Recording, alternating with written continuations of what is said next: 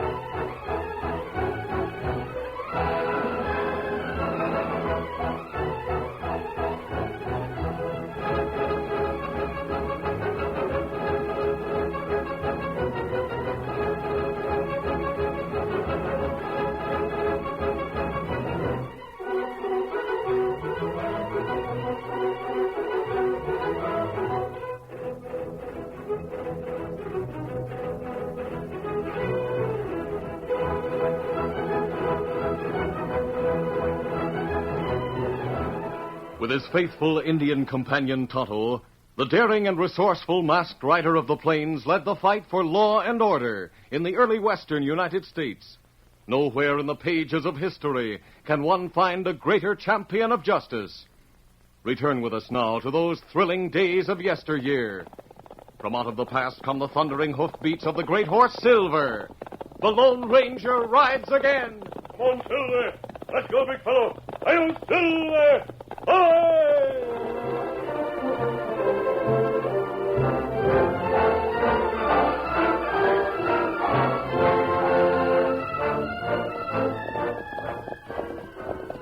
For an hour, the Lone Ranger and Tonto, riding toward Modoc City, had known that there was a horseman on the hilly trail not far ahead of them. The masked man and his Indian friend breasted a rise and saw just below them the dead horse. Oh, Silver. Easy. That horse has been ridden to death. There are boot tracks leading toward that pile of rocks. Easy, big fellow. Easy, Scout, easy. Cut to the left. We'll approach from two sides. There's a man there. We'll get him. Me savvy. Come out of those rocks. We won't harm you. Get back! Get back or I'll shoot! Steady there. I know from your voice that you need help. You're not fooling me, I'll hoot. Don't let my mask mislead you. What's your trouble? I'll show you. We got you, fella. You drop gun, Tonto. Hold on to him, Tonto. Let loose of me. Looks as though you haven't eaten or rested for days. Don't kill me. Easy, man, easy. We're friends. We'll have something for you to eat shortly. Food? You really mean it? I haven't had any chuck for a week. Are you a fugitive from justice? No. The law don't want me. Turn me over to the sheriff for all I care. I'm broke. I'm hungry and sick. Who are you? Smith. Joe Smith. From over around Denver. I doubt that you're telling everything, Smith, if that's your name. But you can ride double with me to town.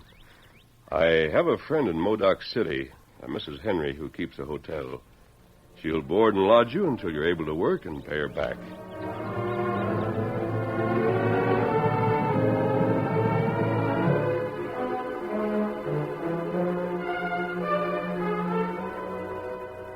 Several nights later, the ragged and unshaven wretch who called himself Joe Smith became a guest of Mrs. Henry's hotel. That poor critter isn't only wore out and thin, he's spooked. Nigh scared to death, it appears. I've never seen a gun-shy horse more fidgety than him. I know, Mrs. Henry. Maybe he'll tell me his trouble after I feed him up and gentle him. Well, I hope so. Come on, Tonto. You moving on? We're going up into the hills, but we'll be back to check on your lodger. Adios. Adios, James.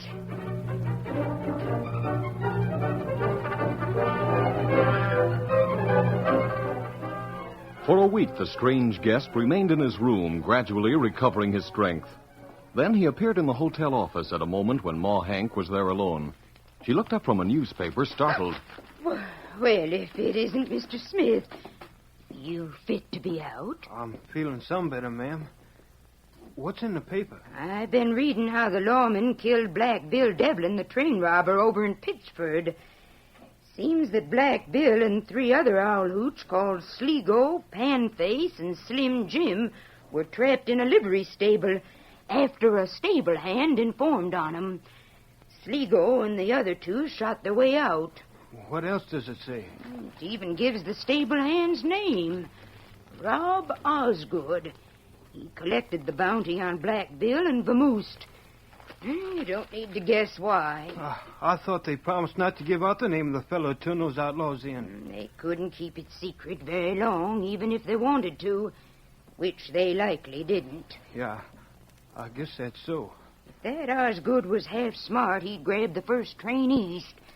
With all that reward money to live on, he'd be safe there. Maybe he didn't want to leave the West. If that's the case, I'm glad I'm not in his boots. You can be glad, too. Glad. Yeah.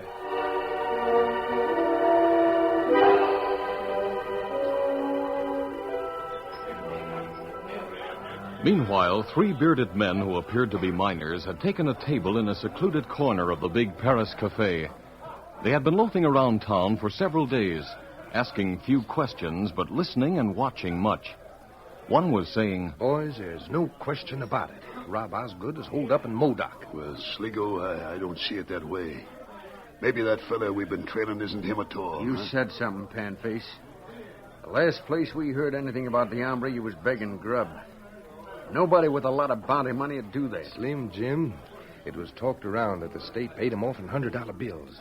I reckon he wanted it that way so it'd be easier to carry or to hide. Yeah. Now listen to me. It's hard to break a $100 note in this country. People are suspicious of any kind of paper money. The man trying to pass money that big would leave a trail a mile wide. Yeah, Sligo's right about that. Then it must be that the squealer run out of other money and is scared to show what he got for blabbing, huh? That's how I figure it. Suppose we find him. If we drill him here in town, we'll be risking our necks just to square accounts for Black Bill. And he's dead. We got to plug him on our own account, if not Bill's. If he gets away with this, the next hombre who finds out who we are will figure that it's safe to go running to the law. Yeah, that's so. Another thing, we can use that reward money he's got. Our road's getting mighty thin. What's our next move? We're not moving. We keep on watching and waiting.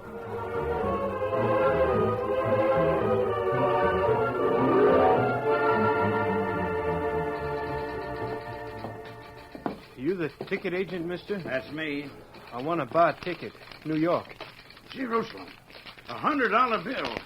You didn't come with that honestly. It's stolen or counterfeit. Oh, it's good money. It was paid to me. You look it. Please tell me a ticket. It's a matter of life or death. It'll be death if you move. I've got a gun on you. You can't hold me. Stop. Stop there. Missed him. He's running down the tracks, and I can't leave the telegraph.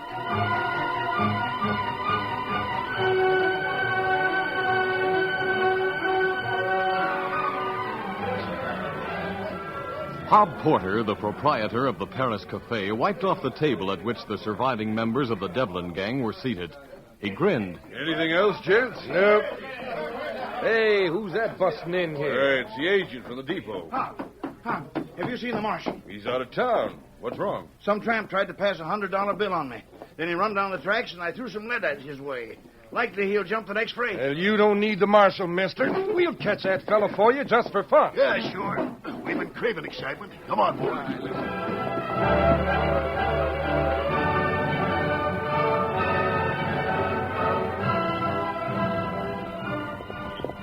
A little later, the masked man and his Indian friend reached the stables behind the hotel and drew rein. At the sound of their voices, Ma Hank appeared outside the stall in which she kept a near ton of horseflesh called Puddin'foot.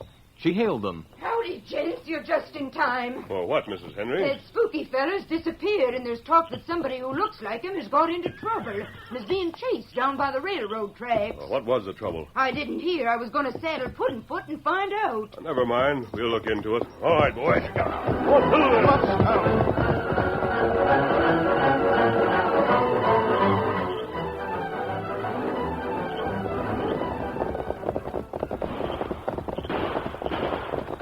They're shooting down the loading pen. Someone has been cornered there.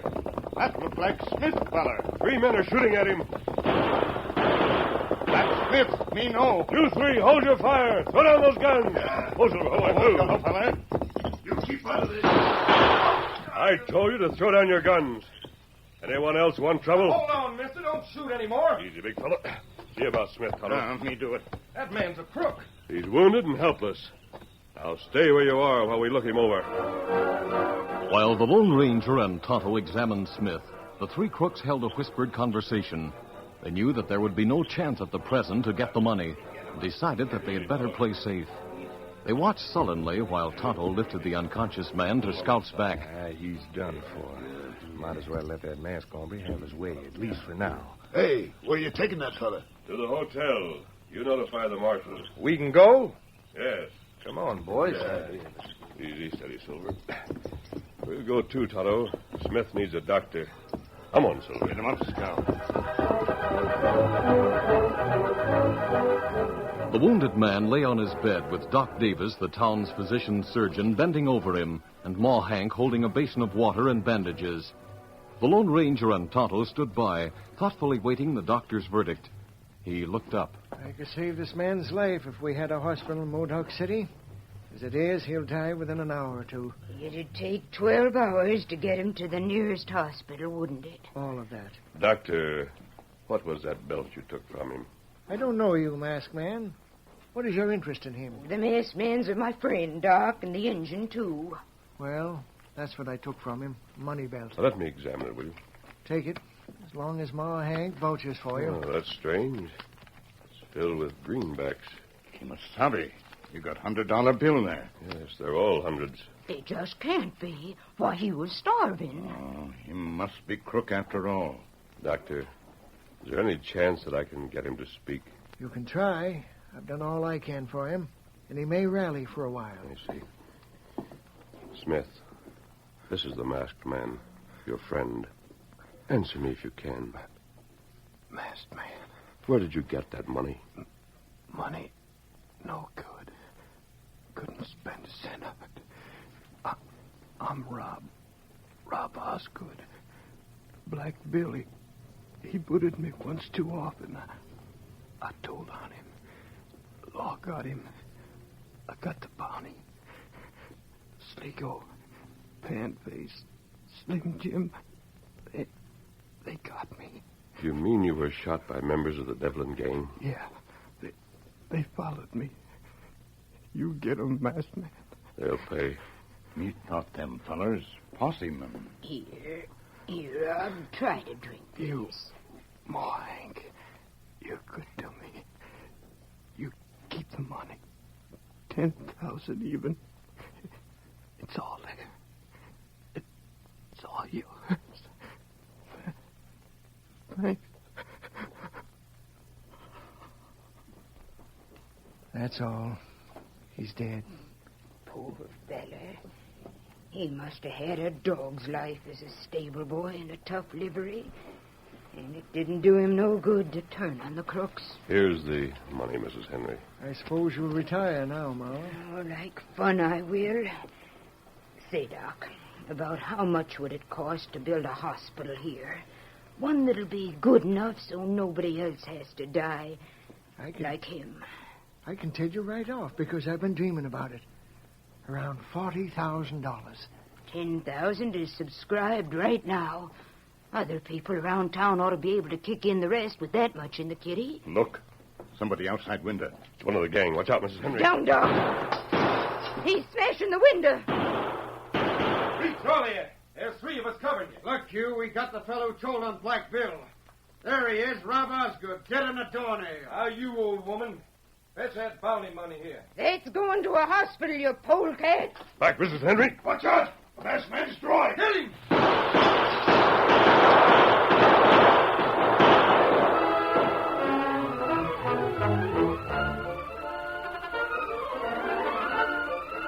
The curtain falls on the first act of our Lone Ranger story. Before the next exciting scenes, please permit us to pause for just a few moments.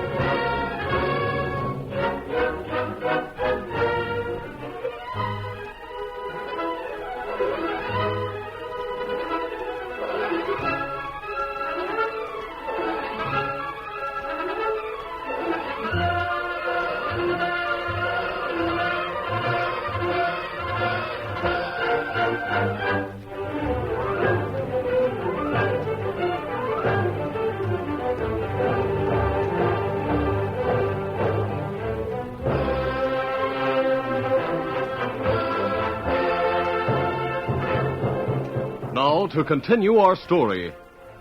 Ma Hank, the hotel keeper, had pledged the reward money given to her by the dying Rob Osgood to a hospital fund. As she stood beside his body in company with a Lone Ranger, Tonto, and a doctor, the outlaws responsible for his death attempted a holdup. As they fired through a window, the masked man backed toward the door, exchanging shot for shot. All right, come on, Tonto. I'll go out the front way. And me run back. Hey, the masked man and Injun are coming after us. Get out of here. There, you killers! I got in my 2 shots worth. Ma Hank, get away from that window. It's all right, Doc. They're running for their horses, but my friends will get 'em.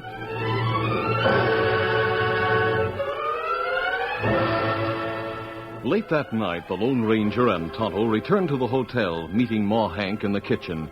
To her questioning look, the masked man replied, They separated and doubled back to town. The tricky varmints. They must be staying here in Modoc. No doubt they are.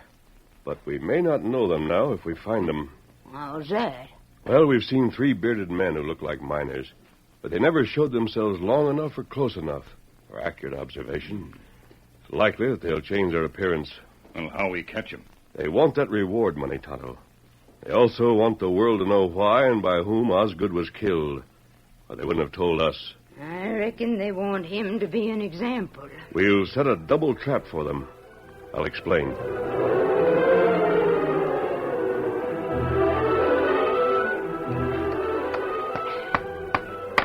Good morning, Ma Hank. Why on earth are you pounding on that powder keg? Oh, don't get scared, Doc. It's empty, and I'm fixing a slot in the top so folks can drop their contributions to the hospital inside. Good idea. I got it from the masked man. He says to put the keg in the Paris Cafe, that being the biggest and busiest place in Modoc. Well, we'll get that hospital yet. Oh, sure we will. Everybody's for it. Splendid. About the dead man. The shooting didn't stir up much talk with the marshal still away. We can bury him today without any questions being asked. My friend wants the grave marked with a nice white board lettered Joe Smith. Joe Smith, eh? All right, Ma. I'll see to that. As anticipated by the Lone Ranger, the outlaws had remained in Modoc City, occupying an old shack, shaving off their beards, and discarding their miners' outfits for clothes that marked them as ranch hands. Confident that the masked man and Indian would not know them, they boldly walked the streets and were part of the crowd that poured into the Paris Cafe for the opening of the hospital fund campaign. The contribution keg had been placed in a corner and secured by means of a 2x4 nailed to the walls. Beside it stood Ma Hank. Quiet down, you folks, quiet. Now, folks, there's a brand new grave marker on Boot Hill today that bears the name Joe Smith. He was a fella who died at my place because we couldn't get him to a hospital. Now, what happened to him can happen to you. In the name of Joe Smith, I'm starting this thing off by putting $10,000 into this keg. There it is, and there it goes. Now, it'll take 4 times that much to build a hospital. But I know you'll follow suit, each according to his ability. This keg will hold anything from a penny to a poke of gold. Step up and sweeten the kitty. Like the fella says, kick in before you kick off. As the crowd surged forward, almost fighting to reach the keg, the 3 killers were left by themselves. Sligo scowled. Fellas, that old landlady put the bounty money in that keg. Did you hear what she said about that marker on Boot Hill? Well, I thought they heard me say who that fellow was. Well, they didn't, or they wouldn't have buried him as Joe Smith. Looks like it didn't do us much good to plug him. We've got to let it be known who he is and why we put him there, or we'll be pushing up daisies ourselves. We can do that before we dust out of town. What are we going to do for money, Sligo? We'll be broke in a few days. In a few days, that keg will be full of cash. It could be pried loose with a gun barrel. If we can't hold up a place that's always crowded with fellas packing guns. It closes for a couple hours before daybreak. And then there's only 2 old swampers around. Careful. That Injun's prowling through the place. Yeah. And the masked man's still in town. probably keeping under cover at the hotel. Let's ease out of here. I'll come back tonight and see how things look. Good idea.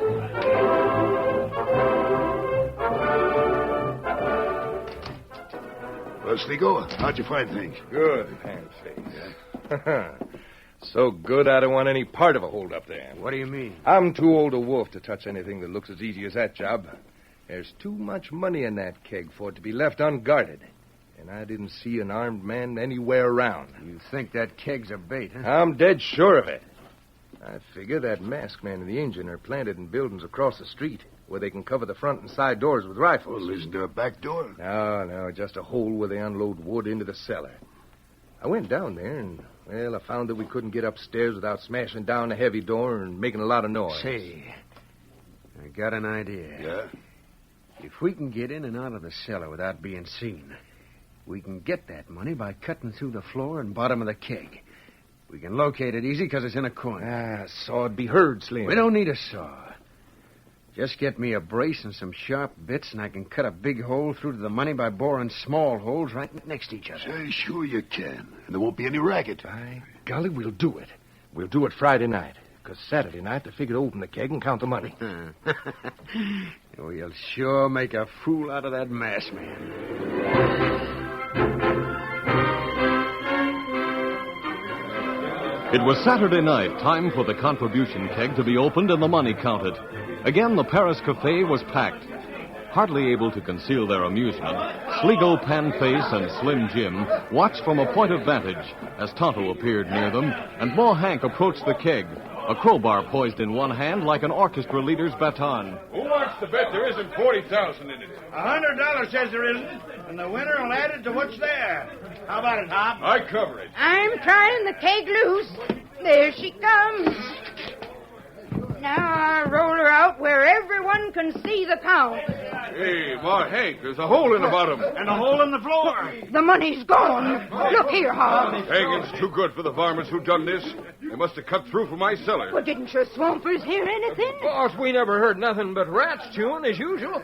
But we did see that engine there hanging around outside. And he was the lookout for the gang. You loco critters, that engine's all right. He's a friend of mine. Now get back. Hey, she's going to swing that crowbar. Drop that bar, Ma Hank. Don't make us hurt you. You polecats, listen to me. Easy, Ma. We know you're not to blame. Well, she sure is. How do you figure it, stranger? She played you fellas for a sucker. What? That 10,000 she put in the keg was a come-on. It went through the hole and back to her with the rest of the money. Why, Thunder, I think the stranger's right. And what's more, she's been hiding the masked man at the hotel. He must have been the inside man. You fellas hold on to Ma Hank and the engine. We'll see about that masked man. Get him, boss, and we'll settle it all three at one time. Come on, the rest of you. We'll raid the hotel. Come on. And face, it's time me and you and Slim Jim hit for other parties. Right, let's go. Remote and impersonal, a bright moon splashed its light over the riotous town as the outlaws rode out of Main Street with 2 saddlebags bulging with booty. They were well satisfied with the results of their evil activities. I'll bet they have a lynching bee. We sure squared things for everybody and got a nice haul besides. Sligo, what are you heading up Boot Hill for? We got one more job to do, and our score will be perfect. See that bright new grave marker ahead? Yeah, sure. That'll be where they planted Joe Smith. Pull up and lie. What are you aiming to do, Sligo? I'm going to put that Jasper's real name on this marker. Tell the world it don't pay to call the law on us fellas. What are you putting it on with? I'm riding it with a bullet. Yeah, that finishes it. Your epitaph, Rob Osgood. Up with your hands. Masked man. Don't shoot, fella. I know you can be death with a gun. How did you get here? How did you know? I thought you'd pay your victim's grave a visit before you left. I was waiting in the shadow of that pine. This was a trap that worked. Sligo, you idiot. You put a noose around our necks with what you wrote there. Well, I'm one who won't hang. Don't cut a draw. No, he busted my arm. You want the other one broken? No. Then I'll take all of your guns and search those saddlebags.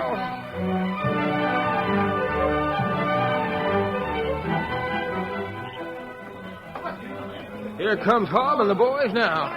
Where's that masked man, Hob? We couldn't find him, nor the money either. What are we going to do with Ma Hank and the engine? We'll hold it till the marshal gets back. As for the redskin... Porter, if you lynch him, you'd better lynch me, too.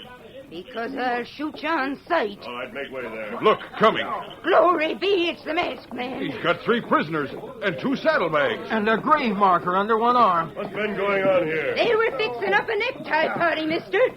The crazy galoots got urged on by one of them fellas you captured. They thought we stole the hospital money. The money is in those saddlebags.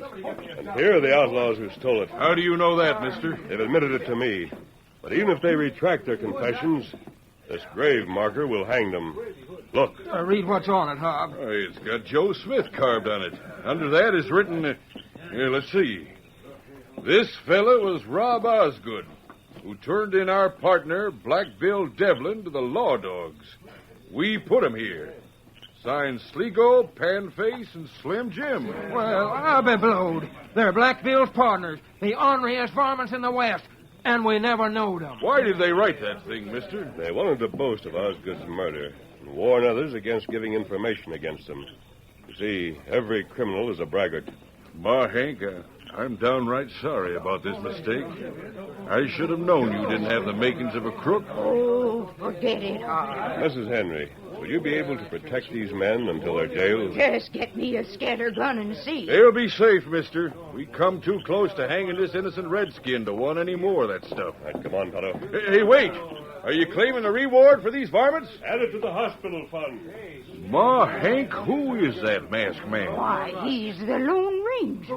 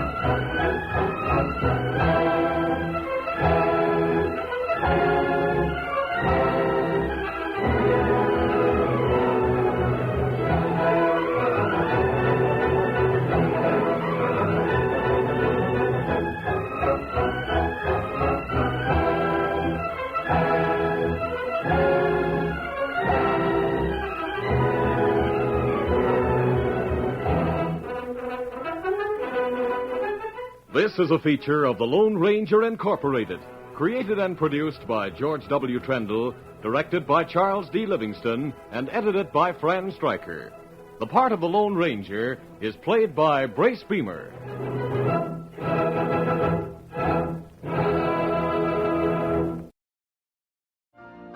You've been listening to the OTR Gold Network. Find more classic radio at otrgold.com.